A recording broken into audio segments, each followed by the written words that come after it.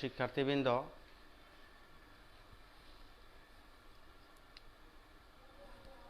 আশা করি সকলে ভালো আছো, সুস্থ আছো এবং নিরাপদে আছো। তো আজকে আমরা তোমাদের যে অষ্টম শ্রেণীর গণিত বই আছে সেখানে 12 নাম্বার অঙ্কটি আমরা শেষ করি নাই।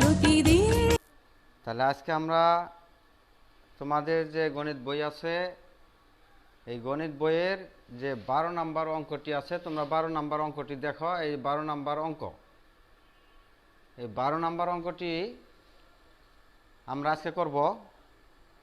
তো প্রিয় শিক্ষার্থীবৃন্দ, তো আমরা 12 নাম্বার অঙ্কটি যে করব, আগে তোমাকে একটা অঙ্ক করার আগে তোমাকে আগে অঙ্কের যে ডাক আছে অর্থাৎ উদ্দীপক যদি সৃজনশীল হয় তাহলে তোমাকে উদ্দীপকটা ভালো করে কয়েকবার পড়ে তোমাকে ক্লিয়ার বুঝতে হবে যে তারা কি বলছে। তাহলে এখানে 8 নাম্বার যে অঙ্কটি আছে সেখানে আমরা ডাকটা পড়ি। অবশ্যই তোমরা তোমাদের যে বই খাতা কলম আছে অবশ্যই বই খাতা কলম সামনে রাখবে। প্রিয় শিক্ষার্থীবৃন্দ, 12 নাম্বার অঙ্কের ডাকটি হলো, এক ব্যক্তি একটি ঋণদান সংস্থা থেকে, অর্থাৎ যারা ঋণ দেয় এই ঋণদান সংস্থা থেকে বার্ষিক মানে বছরে বার্ষিক 8% চক্রবৃদ্ধি মুনাফা 5,000 টাকা ঋণ নিলেন। তাহলে 5,000 টাকা ঋণ নিলেন, শতকরা 8% মুনাফা বার্ষিক। তাহলে এক বছরে 8% মুনাফা ব্যাংকে তাদের দিতে হবে। এখন তিনি কি করছেন, 5,000 টাকা ঋণ নিয়েছেন। ঋণ নেওয়ার পর এক বছর যখন শেষ হয়েছে তখন তিনি 2,000 টাকা ঋণ পরিশোধ করছেন। 2,000 টাকা ঋণ পরিশোধ করার পর বাকি যে টাকাটা থাকে পরবর্তী বছর শেষে আবার তিনি 2,000 টাকা ঋণ পরিশোধ করছেন। এখন আমি তোমাদেরকে বলতে চাই যে ব্যাংকের টাকা, আমরা জানি ব্যাংকের টাকা চক্রবৃদ্ধি হারে ব্যাংকের টাকাটা বাড়তে থাকে। এখন চক্রবৃদ্ধি কি? মনে করো তুমি ব্যাংক থেকে 10,000 টাকা ঋণ নিলে, 10% লাভে তুমি যদি ঋণ নেও তাহলে এক বছর পরে তোমাকে, আমরা তো জানি চক্রবৃদ্ধি মুনাফার যে নিয়ম আছে, সূত্রটি আছে, C = P × 1 + R whole to the power n। এই সূত্র দিয়ে তুমি যদি এক বছর পরে তোমাকে যদি 8% লাভে নেও 10,000 টাকা, তাহলে এক বছর পরে তোমাকে লাভ অর্থাৎ চক্রবৃদ্ধি মূলধন কত হবে তুমি এই সূত্র দিয়ে আমরা বের করি। তাহলে এক বছর তুমি ওই ব্যক্তি 8% লাভে 5,000 টাকা ঋণ নিছে। 5,000 টাকা ঋণ নেওয়ার পরে এক বছর পরে তাহলে তার টাকা কত হবে? তাহলে আমাদেরকে প্রথমে প্রথম এক বছরের জন্য আমাদেরকে এক বছর পর ওই ব্যক্তির মানে চক্রবৃদ্ধি মূলধন কত হবে এটা আমাদেরকে আগে বের করতে হবে।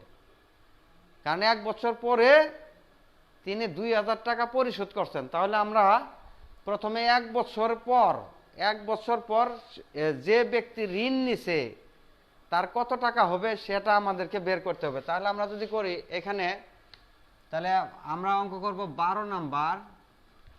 12 নাম্বার অঙ্কটি তাহলে কত টাকা ব্যাংক থেকে ঋণ নিছে? 5,000 টাকা। তাহলে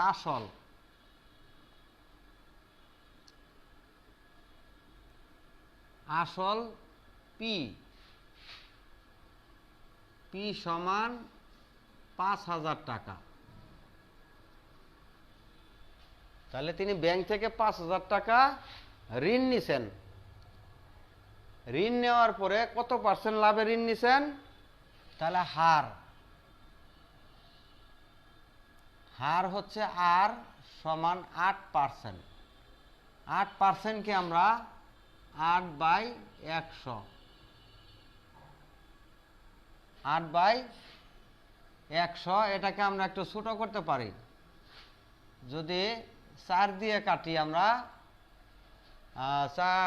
4 দুগুণে হলো 8, 4 25 হলো 100, 4 25 100, মানে আমরা এই 8%কে শতকরা চিহ্ন উঠাই দিয়ে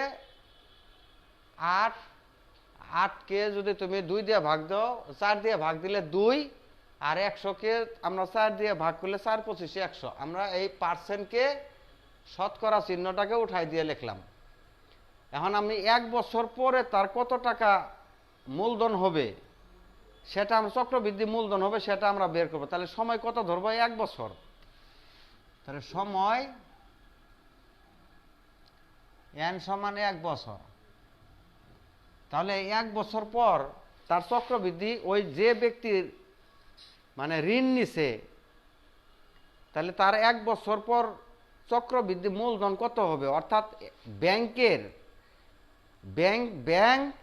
1 বছর পর তার কাছে কত টাকা নিবে এটা আমরা বের করি। তাহলে 1 বছর পর চক্রবৃদ্ধি মানে ঋণদান সংস্থার চক্রবৃদ্ধি মূলধন হবে তাহলে 1 বছর পর 1 বছর পর ঋণদান সংস্থার চক্রবৃদ্ধি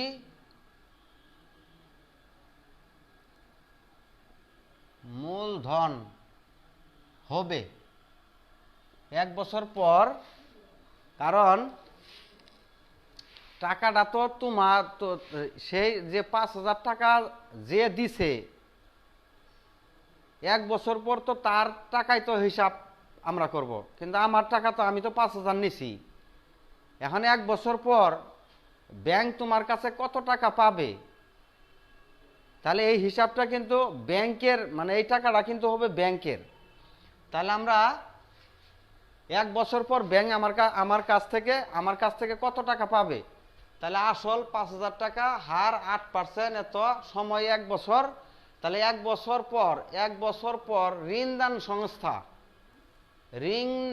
সংস্থার চক্রবৃদ্ধি মূলধন হবে। তাহলে চক্রবৃদ্ধি মূলধন হবে কত? সি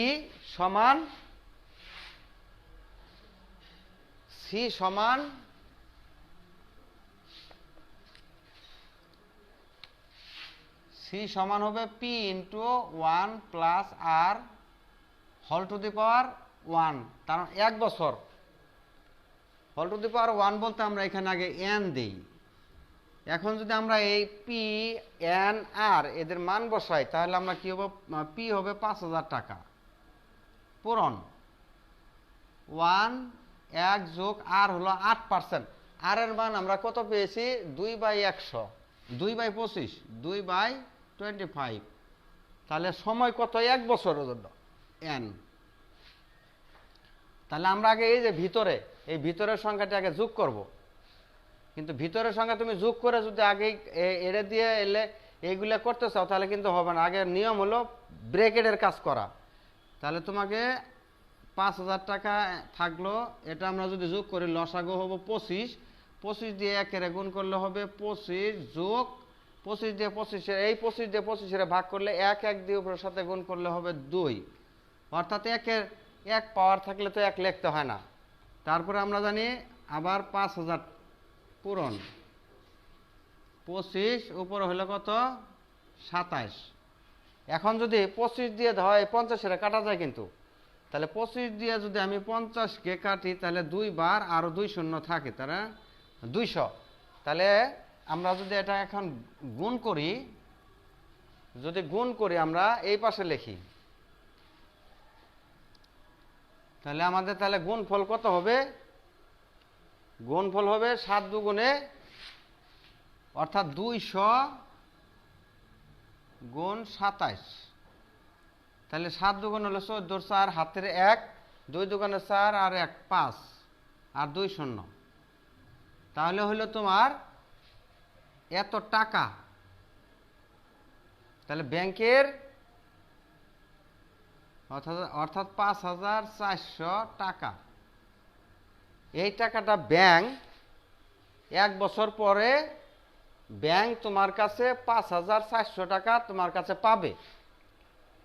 এখন যে ঋণ নিছে, মানে মনে করো আমি ঋণ নিছি, তাহলে আমি ব্যাংক থেকে 8% লাভে 5000 টাকা আমি ঋণ নিছি।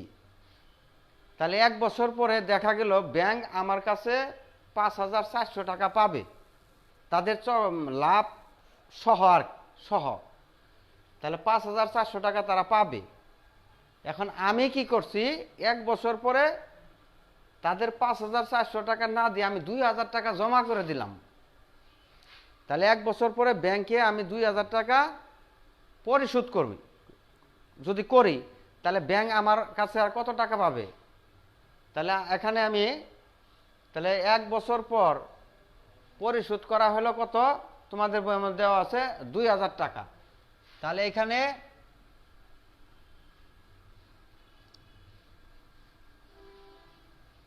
এখানে তুমি কি লিখবে যে 1 বছর 2000 টাকা 1 বছর পর 2000 টাকা পরিশোধ করলে, পরিশোধ করার পর বাকি থাকে কত? এত টাকা। তাহলে লিখবা 1 বছর পর 2000 টাকা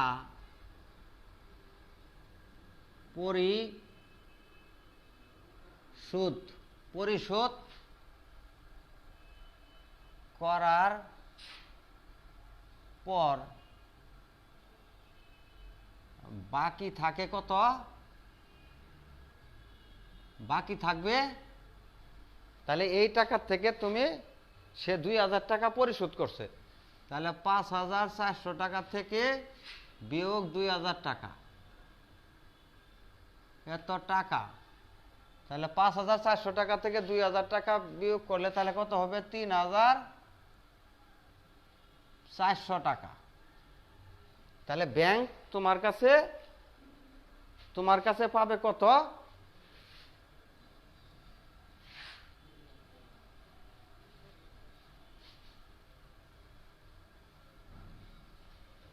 এখানে তাহলে 1 বছর পর ব্যাংক তোমার কাছে টাকা পাবে 5400 টাকা।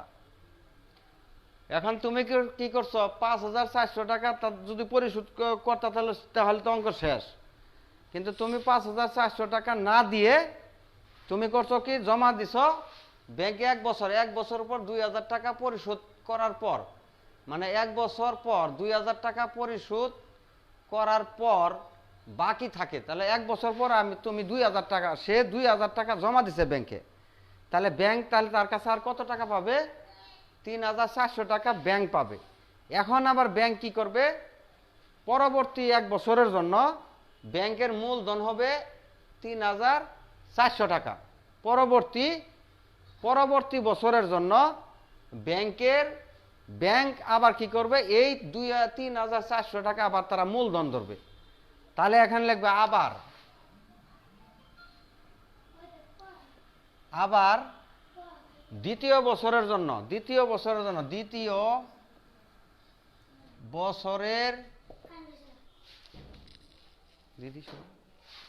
একটা কথা বললো না। এখন দ্বিতীয় বছরের জন্য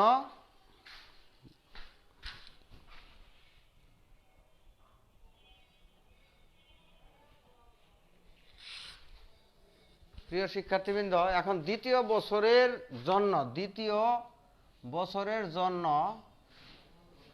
বছরের জন্য তাহলে তার আসল কত হবে? আসল আবার পি ধরবা, আসল হবে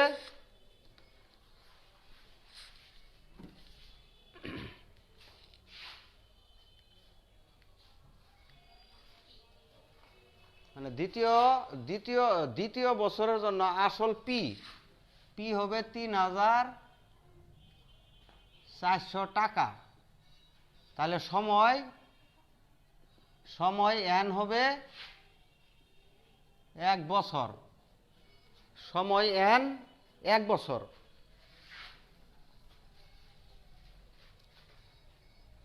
আর মুনাফার হার, অর্থাৎ হার কত হবে? হার হবে আর সমান 8%, মানে আগের হার যেটা আছে সেটাই 8%। 8%কে আমরা 8/100 আমরা যদি এটাতে কেটে দেই, যদি 2/25, তাহলে মুনাফার হার বের করলাম। মানে দ্বিতীয় বছরে তাহলে তার কি থাকবে? দ্বিতীয় বছরের জন্য, মানে দ্বিতীয় বছর শেষে তার চক্রবৃদ্ধি মূলধন তাহলে কত হবে? তাহলে দ্বিতীয় বছর, সুতরাং দ্বিতীয় বছরে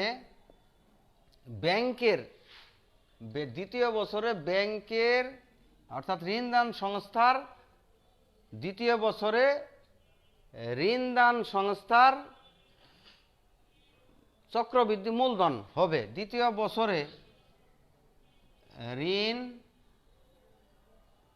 ঋণদান সংস্থার চক্র বৃদ্ধি মূলধন হবে। তাহলে মূলধন হবে কত? আবার সি, আবার দ্বিতীয় বছরের জন্য চক্রবৃদ্ধি মূলধন। তাহলে আমরা উপরে করি,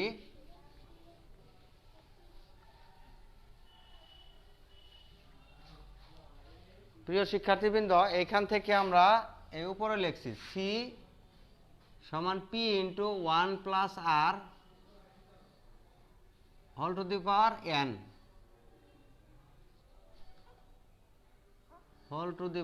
এন, তাহলে এখানে আমরা পি সমান, তাহলে এখানে কত ধরবো? আবার আসল ধরবো 3,400 টাকা। পূরণ 1 যোগ আর সমান হবে 2/25 হোল টু দি পাওয়ার 1, 1 বছরের জন্য 3,400 টাকা। এটা যদি আমরা যোগ করি তাহলে 25 উপরে এটার সঙ্গে যোগ করলে 25 যোগ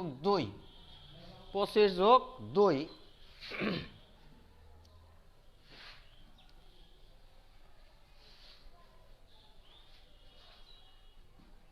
এখন এটা যদি আমরা করি 3,400 টাকা হলো ব্যাংকের আসল টাকা, 25 27। এখন যদি আমরা এটা যদি কাটাকাটি করি,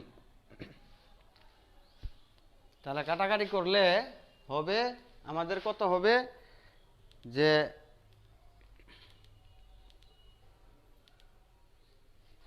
3,400 টাকা, 3,400 পূরণ 27 ভাগ হবে 25 ভাগ 25, তাহলে হবে 3,672 টাকা। 3,672 টাকা। তাহলে দ্বিতীয় বছরের জন্য ব্যাংক কি করবে?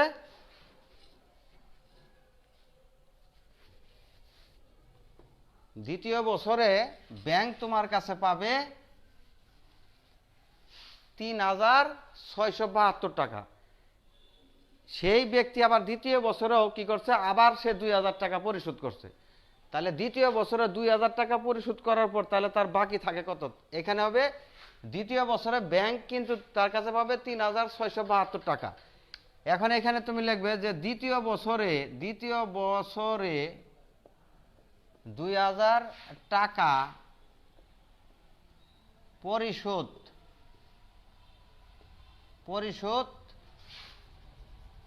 করার পর অবশিষ্ট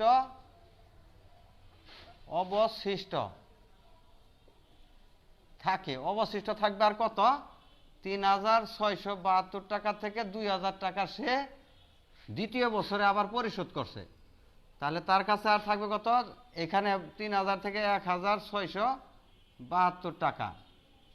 তো প্রিয় শিক্ষার্থীবৃন্দ, এই যে দ্বিতীয় বছরে 2000 টাকা পরিশোধ করার পর আর তার আর ব্যাংক তার কাছে পাবে